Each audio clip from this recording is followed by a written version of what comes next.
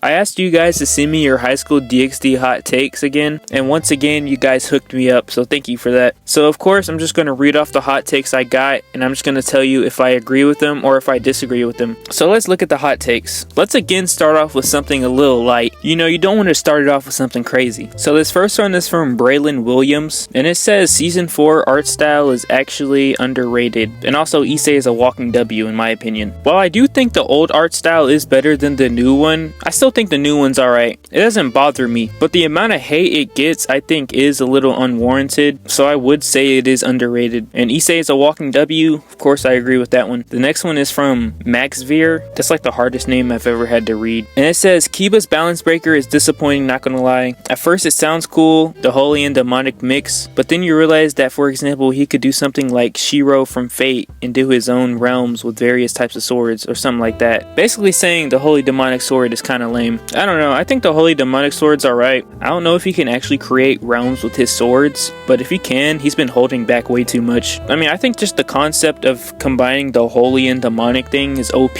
so I wouldn't say it's disappointing. So I guess I'll disagree with that one. The next one is from Meki Lawson, and it says, honestly, they should have kept Fried alive past season 3. The dub built him up as a pretty solid villain, and then he gets one-shotted by Kiba, and then he gets replaced. And of course, I agree with this one. I made a whole video about why Fried is so great, like genuinely the funniest character we have ever seen. I also think they could have done more with Fried, like just with his power in general, or at least showed it off a little bit more with his fight against Kiba, but I definitely agree with this one. The next one is from a name I'm not even going to try to pronounce, but it says people have too much unnecessary hate for Rias. I know many people get pissed at the clubroom scene, but I have come across people who say they don't want Rias and Issei to be together after that. And of course, I agree with this one too. Now, I do think Rias should have been written way better. She kind of takes this sideline role as the story progresses, and I don't really like that. And of course, I think saying that she shouldn't be with Issei is a big stretch. I don't know why anyone would have that opinion. Definitely gets way too much hate, so I agree with that one. The next one is from General Society, and it says, I wish we got more Fallen Angels, they were my favorite faction. And I agree with this one too. I wish we got more of all the factions, Angels and Fallen Angels, because we see enough of the Devils. But especially Fallen Angels, since we have characters like Azazel and Akino who are Fallen Angels. It's kind of weird that they just don't really care about the other factions and they don't pay attention to them. And Fallen Angels especially have a really interesting faction too. So yeah, I definitely agree with this one. The next one is from another name I can't pronounce, and it says for Holy Swords, half of them were mid as hell ability wise. I wouldn't say they're mid, but I also wouldn't say they're anything special. I think some of them are cooler than others. The thing that made the Holy Sword so special was that aura that came with them. Just wielding a Holy Sword gave the other side an advantage, so just that aura of them made them special. But for this one, I guess I'll agree with this one. The next one is from Kudoya, and there are a few of them, so I'll just try going through these really quickly. So the first one is basically just Rase was useless and a big disappointment, and I agree with this one. Rase is mentioned like 4 times in the entire series, and then he only shows up like 5 times. It's definitely a little bit disappointing, but it's not really that important. But I agree with this one. The next one is why are there no High School DxD video games? And by that they mean like elaborate and detailed games. This isn't really a take, it's more of a question. I'm assuming it's because they didn't make enough money to get games. I mean, if you think about the anime with games, they're all going to be really popular anime. Naruto, Dragon Ball, My Hero, One Punch Man. High School DxD just isn't on that level. Also, I would assume it's harder to find someone that would want to make a game about an anime like High School DxD, because you also got to think about the content in it too. And a lot of gaming companies don't want to be in that area of ecchi content. The next one is the 3rd season was basically just disappointing. It wasn't bad, but was still like one of the worst seasons. And I will agree that season 3 is disappointing, but that doesn't mean I hate season 3. For all the stuff that season 3 changed, it still was entertaining and it still was really fun to watch. I know it seems like I hate on season 3 a lot, but I really don't hate it as much as you probably think. It was still a very enjoyable experience. But I do want to point out this one part of it. It says season 3's opening was your least favorite, and that's just disgusting. Season 3's opening is one of the best ones. Those are all the ones I'm going to do for this video, but I gotta make sure I fit everyone into this video. This next one is from another name that I can't pronounce. I don't know what's going on right now, but I can't pronounce any of these names. But it says season 4 lost me halfway through, not because of animation, but because Issei and Rias were apart from each other, and that was a bad idea. And also story-wise, DxD peaked at the wedding crash. This first one I kinda agree with. I wouldn't say that the story completely lost me halfway through, but I do think separating Rias and Issei wasn't the best idea.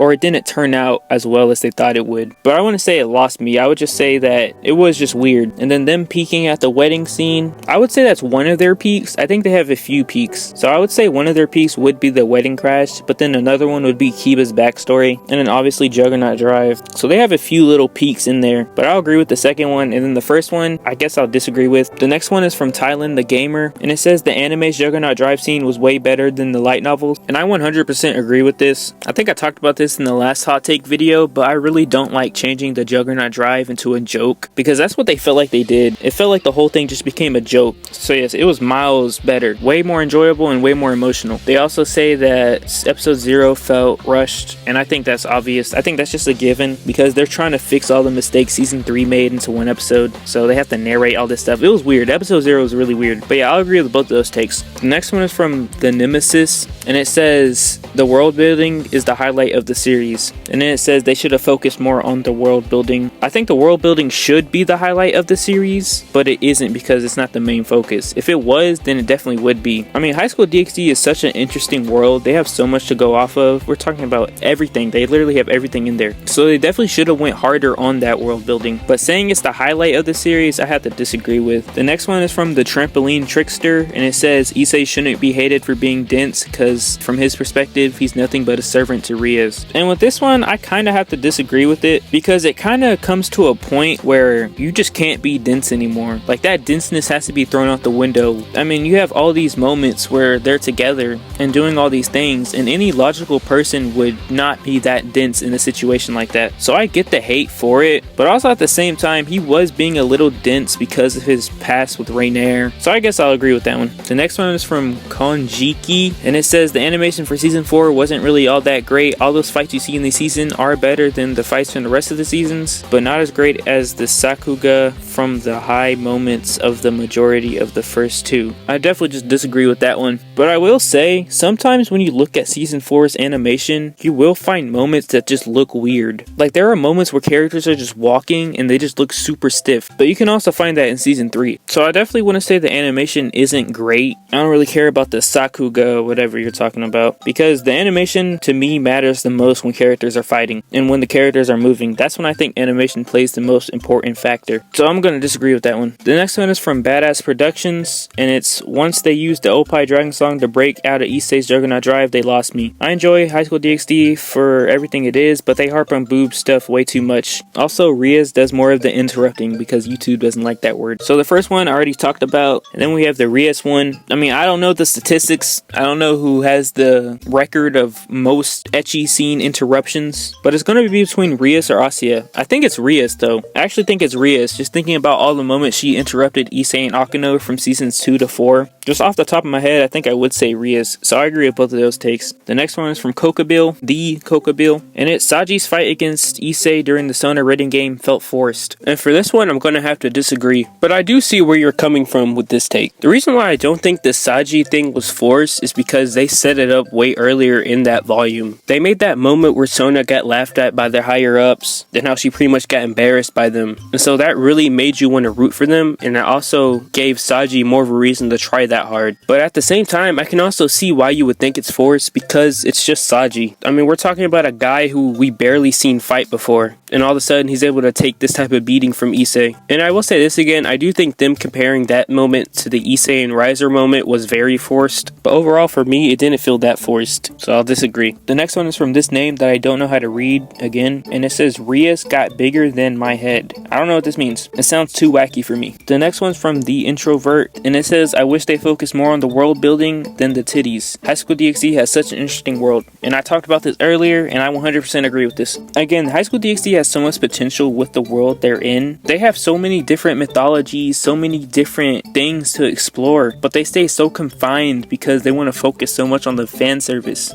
If they would have put a little bit more into that world building, High School DxD would have been just that much better. So I definitely agree with this one. The next one is from The Funniest, and it says, in terms of the main girls, the two worst are Roswaisa and Irina. And this one I guess I agree with. It's not really fair because all the other ones are at such a big advantage. They were introduced earlier, so we get to see them way more. And like the reply to this says, Irina is more away from the team because she's an angel, but I guess I still agree with it. And then they also said High School DxD, even without the ecchi, would still be a good anime, and this I agree with too. It might actually be a better anime. I think it has a lot of potential just because of how interesting that world is, like that one comment said. But at the same time, you lose a part of Issei's character when you take away the ecchi. So you gotta do a lot of reconstructing. But I guess I'll agree with this. The next one is from Divine Error, and it says Ophis was done wrong in the anime and the light novel. She doesn't live up to the hype the characters placed on her, and she just wasted potential. And this I agree with, and I think it's just because that hype that's placed on her is just way too high. So this I agree with. This next one is from Lightspeed, and it's the boosted gear needs a wielder that is already powerful to be able to bring out its power properly, and I find that stupid. And I don't even know if this is true. It might be, but in my mind, I never saw Issei as already powerful. Like, the whole point of him being a main character was that he was a normal kid, and he had to build up to become that strong. But I mean, it just depends how you would define properly in this situation. But I think Issei, someone who really wasn't that strong to begin with, did a fine job at bringing out its power. The next one is another name that I can't read. At this point, I just gave up on trying to read anyone's name, but it says there are other, I can't say that word, in the Devil's Noble, like Diodora, and they are still out there without any punishment. I mean, I'm sure there are, you know, these noble people, none of them are ever really good, except for like Sir Zex, so I guess I agree with that. And the next one's from Cloudy Kai, and it says High School DxD Hero had the worst art style, but the best animation, so I wouldn't mind keeping something similar to that art style if they just tweak some designs for Season 5. And this one I also agree with. Again, I do think High School DxD's art style is a little weird looking sometimes, but the animation is still good, and I do think a big part of the art style looking weird is the character designs looking weird, so this one I definitely agree with. The next one is from Liam Gerst, and there are 3 of them. The chess piece system is not a good mechanic, and the show would be better if that were kept entirely metaphorical. I like this take, but I disagree with it. I really like the chess piece system that they have. It's just really cool to me as someone who loves playing chess. It's nice to see it in the show and see how the characters are all just like the chess pieces. For me, I really do like the chess piece system. I think that's one of the cooler things that they have in the series is their little power system with the chess pieces. Same with the angels and the cards. So I'll disagree with this one. Issei Sacred Gear is cooler earlier in the show, and it only gets worse over time after season 2. Now for this one, I did ask for clarification on what he meant by cooler, and basically by cooler he meant the mystery surrounding it and how it felt more unique than it does now. I think I have to disagree with this one too, honestly. For me, I didn't really notice a big change in the boosted gear. To me, it just felt like it evolving, and I don't ever really mind the generic power-ups that they have, but I guess I will agree with the mystery of it. But I mean, that's bound to happen. Like, it's hard to keep up something like that for 4 seasons. But yeah, I guess I'll disagree with this one. And then the third one, the show should not come back unless they revert to the old art style, and of course I disagree with this one. Unfortunately, if they do make a new season, I highly doubt it will come back with the old art style, and that's just because of the studio change. Also, I don't think it'll ever come back because the old art style is considered outdated now. People don't draw like that anymore. They don't draw anime characters like that anymore. I really don't even care which art style they come back. They can come back with a third art style. As long as they come back, I'll be happy. But the next one's from Indie Enderman, and it's I like Asia's character more than Rias. And this one I'm gonna have to disagree with. I like Rias's independence and her leadership a lot more than I like Asia's dependence and lack of leadership. Asia is nice and all, but I wouldn't call Asia an interesting character. I mean, to be fair, I wouldn't call Rias an interesting character either, but she's more interesting than Asia, and I think Rias has more potential as a character than Asia does. So yeah, I disagree with that one. The next one is from Choco Cookie, and it says Akano should have been Issei's number 1 instead of Rias. And this one I don't really agree with. I don't even think she comes close to the relationship Issei has with Asia. Like, just going off of the relationships built in the series, I think it'll go Rias, Asia, and then Akano. So I'll have to disagree with that one. The next one is from yet another name I'm not going to try to pronounce, and it's Irina. Being a childhood friend type of character is kind of forced. Irina being a childhood friend isn't really the problem I have with it. It's her liking Issei because he's a childhood friend. I'm not even sure if that's the actual reason, but that's the assumption I came to, and I'm not a big fan of the childhood friend trope either way, so I definitely agree with that one. Then there's another one down here that says also Zenobia is better than Irina. That's not a hot take at all, that's just a fact. The next one is from Hummer King, and it's Issei is the best main character in all anime manga history. Better than Naruto, better than Luffy, better than Guts. Issei is the GOAT. Yeah, Issei's the GOAT. Woo! I would love to agree with this, but Issei just isn't the best written character ever. Just from a writing standpoint, Issei really isn't written that well compared to mainstream anime, like Code Geass. Code Geass probably has the best written main character I've ever seen. Like, I've never wanted to continue the journey with a character as much as I have with Code Geass. It's just perfectly executed. And unfortunately, Issei just doesn't match to something like that. But despite all that, Issei is still the GOAT. The next one is from Azazel, and it says, someone from Rias' period should have died. I feel like Issei just doesn't take anything seriously, and the death of a friend slash lover would make him more serious. And of course, I agree with this one, but I want to talk about the timing of this comment. I saw this comment right after I finished recording my Asuya should have died video. This video was really supposed to come out before that Asuya video, but then I saw this comment. But yeah, I guess we're on the same page here. I definitely agree with this one. I've already talked about it in my last video. The next one is from P, and it says, I like Asuya. Who do you think you are? How dare you say something as controversial as that? I hope it was worth it, because now you're blocked. No, but obviously I agree with that one. The next one is from Corey Good, and it's they have problems with the tone of the series. And this one I have to agree with. There are times where the tone of the series is just completely off. For example, the Juggernaut drive scene in the light novel. But there are other scenes that are supposed to be taken serious that are kind of hard to take serious. But I'll still agree with this one because there are still problems with it, but it's not like a crazy problem they have. The next one is from General Society, basically just saying Rias is overrated because she didn't help anyone with their problems. And I think this is just a problem with the writing. High School DxD does have some writing issues where they do make characters look a lot worse, or like you say, they make characters look incompetent. Because realistically speaking, Rias should have been able to at least help Akeno get over her stuff a little bit, but Kaneko, she 100% should have helped. Akeno, maybe, but obviously Kiba's makes sense, and then I think Gasper's makes sense too, because with Gasper you can't really do anything, but I still wouldn't call her overrated. I would just say they just need to do better with writing other characters besides Issei, or making other characters do things beside Issei. He carries way too hard. But just because of that, I wouldn't really call her overrated, because she's still there for the characters. I mean, she took all of them in when no one else would. So like without Rias, we wouldn't have any of these characters. So I can't really call her overrated just because of that. The next one is from CTR Rat Boy, and it says season 4 is better than season 3. Off the top of my head, I can't rank the season of High School DxD. I would need to rewatch them, and I plan on doing that really soon, because once I rewatch High School DxD, so many more videos will be coming out about it. But just to give you an answer, I'll just say I agree with it. The next one is from WMG, and it says Asuya is the best girl and Rias is the second worst girl. It's all opinion based, but I think anyone who puts Rias at the bottom is kind of just wrong. You just got to think about relationship built with Issei. You got to think about contribution to the team, importance to the story, and you just can't put Rias at the bottom there. And the last one, we finally made it to the end, is from Just Some Halo Fan. Of all the dub voices, Irina has the worst dub. She speaks and sounds like she's 10 years older than her actual age, and the Valley Girl accent doesn't fit her character at all. I plan on making a video on the worst dubs in High School DxD, and I do think Irina's dub is a little bad. I wouldn't say she sounds 10 years older than her actual age. I think if you listen closely to it, you can kind of tell that she's older, but I don't find it super noticeable. And I kind of do think the Valley Girl accent does fit her character. I think it actually fits perfectly. Actually, I'll disagree with this one because I just thought of someone who has a worse dub than her. Low-key, I think Ravel has a worse dub than Irina, so I gotta disagree with that one.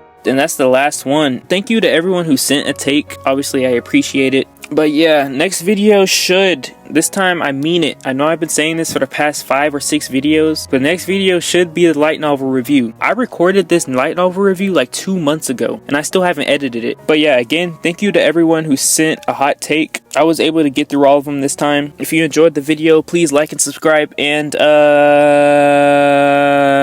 thanks for watching.